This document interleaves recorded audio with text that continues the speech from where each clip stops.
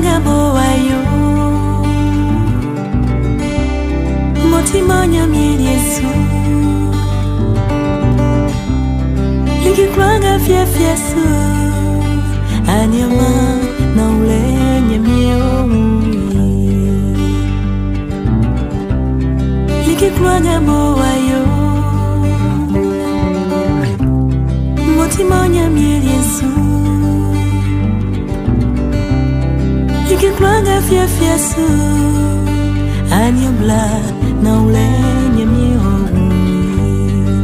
Fauma de fouet Jésus wadewo Fauma de fouet Jésus oh wadewo La fille Yesu oh wadewo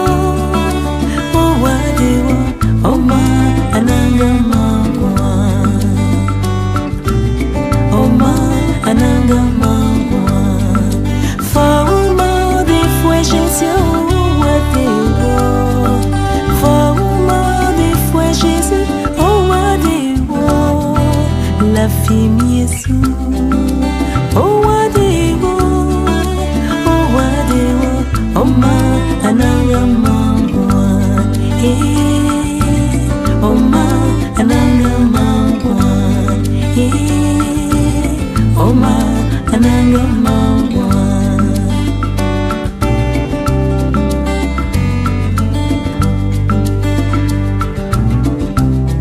Ça te yule te klebole Ouangle babotite Like kwanga fiesu Anyama na ulenye miwa Ça te yule te klebole Ouangle babotite Like kwanga fiesu Anyama na ulenye miwa Fauma de fouet Jésus wadewo Fauma de fouet Jésus oh wadewo La fille Yesu oh wadewo oh ma ananga mangwa oh ma ananga mangwa. Nous bénissons le Seigneur pour la grâce qu'il nous accorde. Après ces beaux chants de notre bien-aimée Constance, nous allons passer à notre enseignement de ce matin. Nous allons nous recommander à Dieu. Tendre Père, nous te bénissons et nous te glorifions. Nous te prions que tu nous accordes la sagesse, que tu nous accordes l'intelligence pour que ta parole soit proclamée dans toute sa liberté, dont nous avons ainsi prié. Amen. Pour ceux qui étaient au début de l'école de la sagesse, c'était un cantique, c'était un chant qui nous avait beaucoup béni, le chant de notre bien-aimée Constance de la Côte d'Ivoire. Et d'ailleurs, nous en profitons pour prier ce matin, pour recommander la Côte d'Ivoire qui doit normalement faire ses élections à partir de ce samedi. Ce matin, je voudrais répondre ou bien revenir à un enseignement qui avait été posé. Nous avons eu beaucoup de questions sur la frustration. Il y a des gens qui m'ont dit qu'ils étaient bénis dans l'enseignement, d'autres m'ont dit qu'est-ce qu'il fallait faire. Mais je voudrais un peu recadrer l'enseignement avant de donner un certain nombre de réponses. La première chose, la dernière fois, nous avions parlé de 5 types de frustration. La première frustration, c'était la frustration de biens matériels, quand vous le manquez. La deuxième frustration, c'est une frustration qui peut provenir d'un manque de réussite, quand vous n'avez pas de résultats dans ce que vous faites. La troisième frustration peut être une conséquence d'un objectif très élevé qu'on s'est assigné. Et des fois, c'est un manque de sagesse, bien aimé. Le quatrième type de frustration, c'est la frustration qui provient du fait qu'on se sent inutile dans un domaine, dans un groupe, dans une association. Donc vous vous sentez inutile, vous pensez que votre place n'est pas là. Et le dernier type de frustration que nous avions vu il y a quelques temps, c'était la frustration qui était une conséquence du non-exaucement de nos différentes prières. Mais il est important aujourd'hui de revenir encore sur la définition. Et pour comprendre la définition, je partirai du mot frustré. J'ai regardé cela dans les dictionnaires. C'est quoi frustré? Frustré, les dictionnaires nous disent ceci, c'est priver quelqu'un de ce qui lui est dû, d'un bien, d'un avantage qui s'attendait à recevoir légitimement, l'en léser et l'en déposséder. Là, c'est la première définition du mot frustré. Et la deuxième définition du mot frustré, c'est décevoir quelqu'un dans son attente. Donc, dans la frustration, d'une façon ou d'une autre, il y a la déception. Il y a la déception. On va voir tout à l'heure quelques exemples de la Bible. Et dans la parole de Dieu, nous avons les exemples qui illustrent clairement le type de frustration. Il y a un texte que j'aimerais que nous puissions prendre ensemble, Luc chapitre 24 au verset 21. Il s'agit des disciples de l'Emmaüs. La Bible nous dit, c'est quand le Seigneur était tué, quand il était crucifié, il y avait des problèmes à Jérusalem, et les disciples de l'Emmaüs quittent la ville de Jérusalem. Ils avaient peur de tout ce qui allait arriver dans la vie des disciples. Ils ne s'attendaient pas, ils ne savaient pas comment leur avenir allait être. Et c'est ainsi qu'ils vont décider de quitter Jérusalem pour aller à Emmaüs. Nous connaissons l'histoire.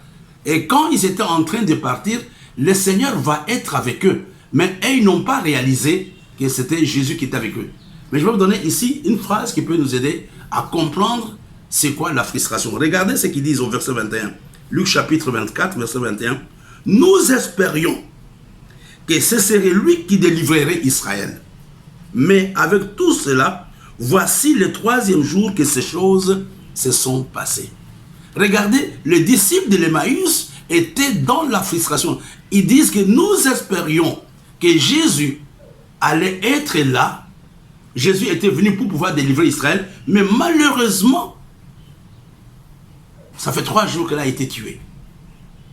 Ici, il y a un élément aussi qui peut nous aider, qui peut enrichir notre compréhension de la frustration. La frustration aussi peut être une conséquence de la mauvaise compréhension de la parole de Dieu. L'ignorance, la mauvaise compréhension, le manque, ou quand vous n'arrivez pas à appliquer le principe de Dieu, c'est possible que vous tombiez dans la frustration. Ici, nous voyons, Jésus n'était pas venu pour délivrer Israël. Mais les disciples ne connaissaient pas exactement, ils n'avaient pas une idée claire de la vision ou de la mission de Jésus. Et quelle était la conséquence? Ils sont frustrés.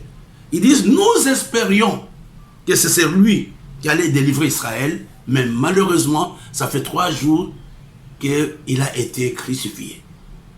Et vous comprenez, plusieurs sont dans la déception à cause de l'ignorance. Plusieurs sont dans la déception à cause du manque de connaissance de certaines vérités bibliques ou d'une mauvaise application, d'une mauvaise compréhension. La mauvaise compréhension des Écritures peut nous amener aussi dans la frustration. Ça, c'est un exemple. Mais il y a un autre exemple que nous connaissons qui est un exemple typique de la frustration. La frustration peut nous amener à faire le dégât. Regardons dans le livre de Genèse au chapitre 4. La frustration peut amener aux catastrophes. La frustration peut t'amener à tuer. La frustration peut t'amener à voler. La frustration peut t'amener à quitter la foi. Regardons dans le livre de Genèse au chapitre 4. Vous allez voir quelqu'un qui va tuer son frère à cause de la frustration. Genèse chapitre 4. À partir du verset 1 jusqu'au verset 8. La Bible nous dit, Adam connut Ève, sa femme, elle conçut et enfanta Caïn. Elle dit, j'ai formé un homme avec l'aide de l'Éternel. Elle enfanta encore son frère Abel. Abel fut berger et Caïn fut laboureur. Au bout de quelque temps, Caïn fit à l'Éternel une offrande de fruits de la terre. Et Abel, de son côté, en fit une des premiers-nés de son troupeau et de leur graisse. L'Éternel porta un regard favorable sur Abel et sur son offrande. Mais il ne porta pas un regard favorable sur Caïn et sur son offrande. Caïn fut très irrité et son visage fut abattu. Et l'Éternel dit à Caïn, pourquoi es-tu irrité et pourquoi ton visage es-tu abattu? Certainement, si tu agis bien, tu relèveras ton visage, et si tu agis mal, le péché se couche à la porte et ses désirs se tournent vers toi. Mais toi, domine sur lui. Cependant, Caïn adressa la parole à son frère Abel, mais comme ils étaient dans le champ, Caïn se jeta sur son frère Abel et les tua. Pourquoi Caïn avait tué Abel? C'est parce que Caïn était frustré. Parce que Dieu n'avait pas porté un regard favorable sur l'offrande. Et des fois, la frustration, comme je disais dans le premier exemple, la frustration peut venir de la mauvaise compréhension des Écritures. Non seulement la mauvaise compréhension des Écritures, aussi le manque d'application, ou quand on n'arrive pas à appliquer la parole de Dieu dans sa vie, nous pouvons avoir des résultats catastrophiques, nous pouvons être dans la frustration. Mais le cas sur lequel nous sommes en train de parler maintenant, le cas d'Abel et de Caïn et Abel, cette frustration, je vais vous expliquer, était une conséquence de l'esprit de comparaison qui était dans le cœur de Caïn. Et des fois aussi, si vous n'arrivez pas à avoir une vie de contentement, si vous n'arrivez pas à vous contenter de ce que vous êtes, de ce que vous avez, de ce que vous faites, vous risquez de tomber dans la frustration. Revenons ici, les deux sont des frères. Abel, écoutez d'abord, Caïn aura la grâce. Quelle était la grâce qu'il avait? Parce que Dieu lui parle. Dieu lui dit, écoute, je n'ai pas agréé ton offrande. Mais si tu réajustes quelque chose dans ta vie, moi, je peux encore reprendre ton offrande. Mais malheureusement, Caïn avait fermé ses oreilles aux yeux de la parole de Dieu. Et qu'est-ce qui va se passer? Il va se comparer à son frère dont l'offrande avait été agréée, et cette comparaison avait provoqué la frustration, et cette frustration avait amené Caïn à tuer son frère. C'était le tout premier meurtre de la Bible ou de l'humanité. Et vous comprenez, frères et sœurs, quand vous vivez dans la comparaison, quand vous ignorez qui vous êtes, quand vous ignorez la grâce que Dieu a mis en vous, quand vous ignorez votre appel, quand vous ignorez les possibilités que vous avez, j'aimerais vous dire que vous risquez de tomber dans la frustration. Et cette frustration peut vous amener à pécher, peut vous amener à commettre certains dégâts qui sont irréparables. Et vous comprenez, c'est très important de savoir qui on est. Souvent, il y a une expression qui dit que c'est la prairie du voisin qui est la plus verte. Souvent, c'est ce qu'on dit. Il y a des choses qui se trouvent en toi que les gens aimeraient avoir. Mais malheureusement, toi, tu ignores la grâce qui se trouve en toi. L'esprit de comparaison, quand on ne les gère pas bien, peut nous amener à être dans les troubles, peut nous amener à être dans les problèmes.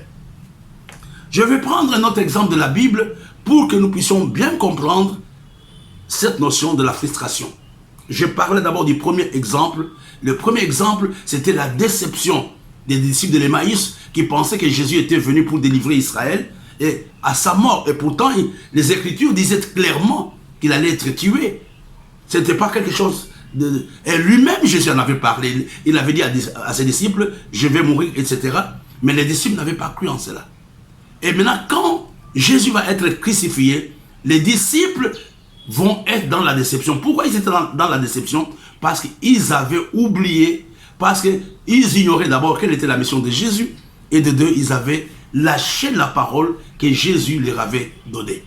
Et nous avons pris le deuxième exemple, l'exemple de la frustration qui peut venir de l'esprit de comparaison. Quand on se compare à quelqu'un, quand on n'est pas content de ce qu'on est, quand on n'est pas content de ce qu'on a, on finit par être dans la frustration. Je me compare à tel ministère, je me compare à mon frère. Et j'aimerais vous dire que la frustration fait des hommes des aigris. La frustration peut vous rendre amer. Même dans des familles. Tu vas voir le frère aîné qui n'est pas content, il regarde à son petit frère, et souvent il y a toujours des petits problèmes de jalousie, etc. La frustration, si vous ne la gérez pas bien, elle peut vous amener à être sorcier.